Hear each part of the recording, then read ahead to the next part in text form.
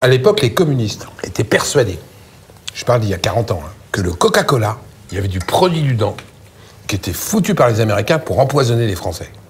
Bon, c'est pas complètement faux. C'est pas complètement faux. En l'occurrence, Eh bien, cher je monsieur, m'attendais pas à ça. Maintenant, c'est un parti communiste derrière moi. eh bien, cher monsieur, vous confortez ce que je viens de vous dire précédemment. Ah, moi, je bois que du Tout vin à cause de gros ça. mensonge s'appuie sur une part de vérité.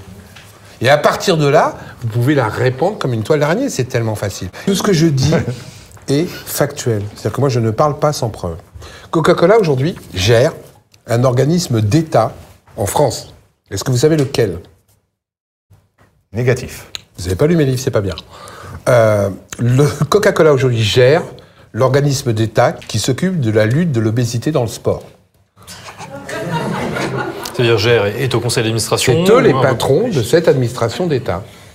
Je vois pas Donc pourquoi ça Coca-Cola me vous choque. explique aujourd'hui qu'une fois que vous avez fait un 200 mètres, de boire un petit coca parce que ça ira mieux derrière. Aux États-Unis, les gosses dans les écoles maternelles, ils apprennent à compter avec quoi ?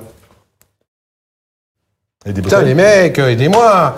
Avec des McDonald's. Il y a un écran et il y a marqué un McDo plus un McDo égale 2 McDo. Je le fais en français parce que je ne suis pas très bon en anglais. Mais quand vous commencez à apprendre à compter avec des McDo, est-ce que vous vous rendez compte derrière, quand vous avez 20 ans, comment vous pouvez sortir du magot ? Vous ne pouvez plus. Et en France, ça arrive. Oui. McDonald's vient de mettre un pied dans l'éducation, dans la culture. Aujourd'hui, il y a une entrisme totale des entreprises dans la vie publique des gens. Et personne s'en rend compte. Et petit à petit, ils rentrent. Et dites-vous bien qu'une entreprise qui rentre dans la vie publique ou dans la vie sociétale des gens, c'est pas pour que tu vives mieux. C'est pour qu'ils fassent plus de fric.